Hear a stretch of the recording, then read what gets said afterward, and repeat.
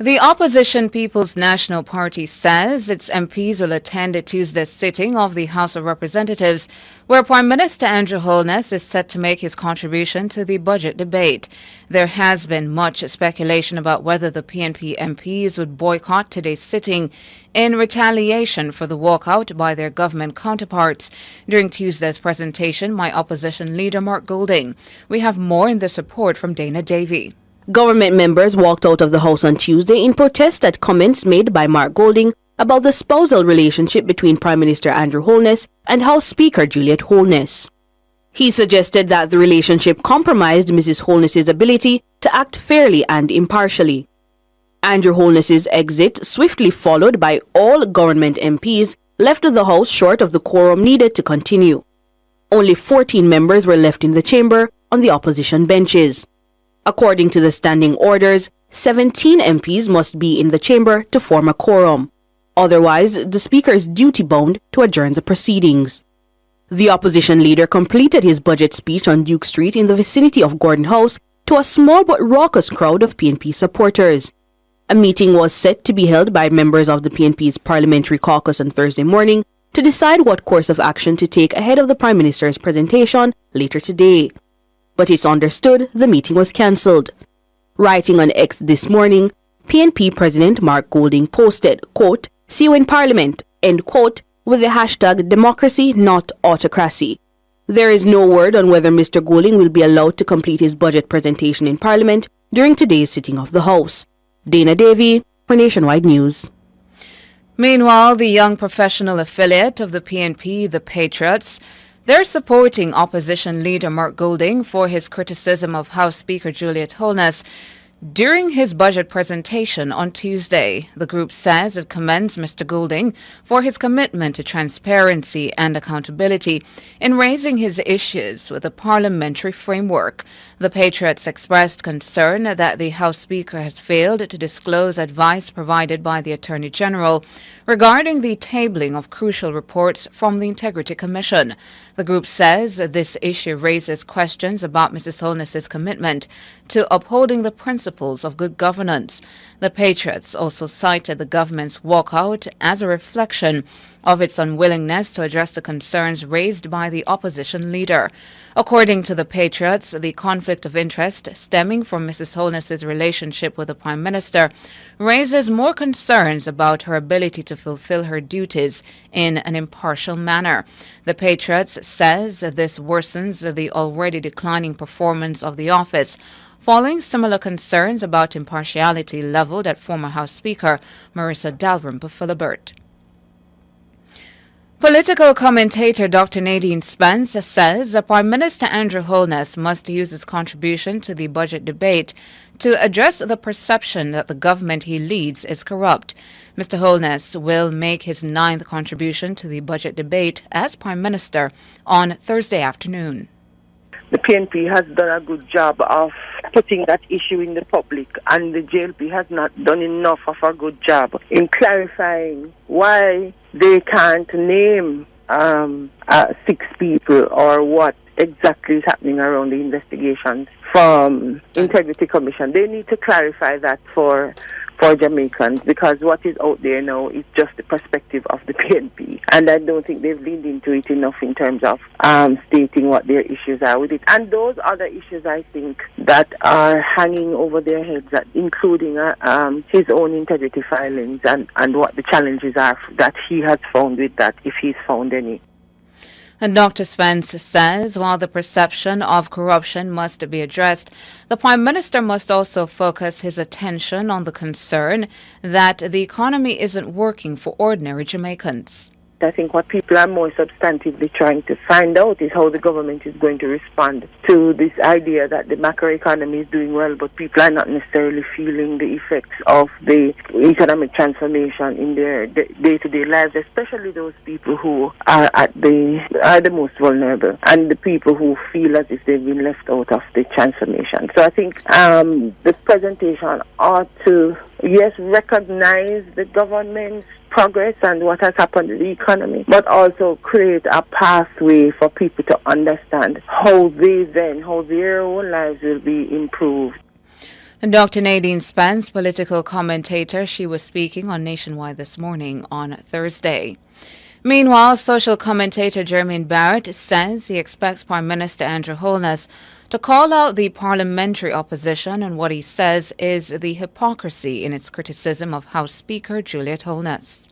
I expect that you will say things like, for example, the PNP are being hypocrites because of the fact that they endorsed the ascendancy of the current Speaker of the House, even from as far back as 2020 when she was appointed Deputy Speaker, and then ultimately when she ascended to the speakership, there was unanimous support. So I don't buy the argument from the People's National Party that they were merely following convention. If convention is bad in their estimation, then they should speak out about it. And certainly it was unconventional for a situation like this where the Prime Minister's wife is ascending to that most important office. But another political commentator, Dr. Nadine Spence, is cautioning the Prime Minister against prolonging what she described as the quarrel from Tuesday's sitting of the House of Representatives. I am hoping that the government doesn't prolong this quarrel and that the Prime Minister does what a budget debate is supposed to do, or the Prime Minister's presentation is supposed to do, and that if there is any attempt dealing with the issue, it's dealt with in a more constructive kind of way. Whether or not the opposition will be there, I'm not sure. Dr. Nadine Spence, they were both guests on Nationwide this morning. Human rights lobby group Jamaicans for Justice, JFJ, is renewing its call for police personnel to be outfitted with body-worn cameras. JFJ's latest call follows the conflicting accounts about the death of 24-year-old Romario Sterling. Sterling, a resident of Bogwalk in St. Catherine, was shot fatally during a confrontation with the police on Thursday, March 14. Mahiri Stewart reports. According to police, Romario Sterling was shot and killed on Thursday evening at about 8 p.m. He's alleged to have attacked the police. The police say they seized a 9mm pistol with 8 rounds of ammunition. But Sterling's relatives are disputing the police's account of the incident. They say Sterling was killed in cold blood, almost 12 hours earlier than the police claim, at about 7:49 a.m. on Thursday. The incident in which Sterling lost his life was partially captured on video. The video shows what appears to be a man with his hands on his head being instructed to kneel before an explosion is heard. Chairman of the JFJ, John Clark, says it should be mandatory for members of the security forces to use body-worn cameras. With the advancement in technology we have available to the police, available to the citizens, available to all of us, a mechanism, a tool that can allow us to unearth the truth. And if the officers are good, if the officer's version is correct, body-worn cameras could easily corroborate their version. And if the citizen's version is correct, body-worn cameras could easily corroborate the citizen's version. So what we're calling and what we really want is for us to learn lessons from the past. And if there's a development, that development is body-worn camera, and we see it be used in other countries, introduce it as mandatory in Jamaica so that our citizens' lives can be protected and that good officers can be protected, and persons who wear the uniform and who don't deserve to wear the uniform can be removed from the police force because body-worn cameras would tell the story. He says a starting point would be to equip all personnel on operations with body-worn cameras. We hope that this new commissioner will, from an operation perspective, make that determination bear in mind our resources. But we would say an easy starting point is all officers on Operation 1. Because in the Command report some time ago, in which it indicated that sometimes fatal shooting ordinarily occurs from operation. But invariably, bear in mind the cost and also the ability for the state to essentially vindicate itself and to protect the name of officers. In December 2023, the JCF says it continued to introduce body-worn cameras to its members on a phased basis. National Security Minister Dr. Horace Chang disclosed during his contribution to the sectoral debate last April that the government intended to purchase 1,000 additional body-worn cameras. At the time, he also indicated that new uniforms conducive to the use of body-worn cameras would be rolled out for members of the constabulary. Mahiri Stewart for Nationwide News. 59 severely disabled Haitian children and 13 caregivers are expected to arrive in Jamaica on Thursday as they flee ongoing gang conflict that has crippled the provision of vital services across that country. The arrival of the group follows a memorandum of understanding signed between a non-profit organization, Haiti Children, and the Mustard Seed Communities Jamaica. The group of children and caregivers will be housed at the newly built Ephesus Village, Jacob's Ladder in Monique, St. Anne. Founder and CEO of the Haiti Children, Susie Crabcher, says the children were forced to leave their facility in Haiti due to the rising levels of gang violence. She says this left the children without the access to necessary medical attention. Executive Director of Mustard Seed Communities International, Father Garvin Augustine, says following meetings with government agencies, the children were granted permission to legally enter the country to access care in a safer environment. He says the arrival of the group in Jamaica is testament to the group's dedication to never turning its back on those in need. The government intends to commission a study to identify wells on bauxite lands in southeast St. Anne and to partner with bauxite companies to enable nearby communities to access water from these wells. That's according to Minister with Responsibility for Water, Senator Matthew Samuda. We will commission a study of the lands which are held by bauxite companies in the area to ascertain well availability so that we're able to partner with them to ensure that we access wells as close as possible to communities. The very nature of this constituency and this area is that pumping cost is going to be very expensive, so we need to get as close a source as is possible. So we'll commission that study. There are some that we are aware of, and we will ensure that we are able to access the productive wells, but we'll do the studies and ensure that NWC has the information and can apply for the necessary licenses. Matthew Samuda, Minister with Responsibility for Water, he was speaking during a recent tour of southeast St. Anne.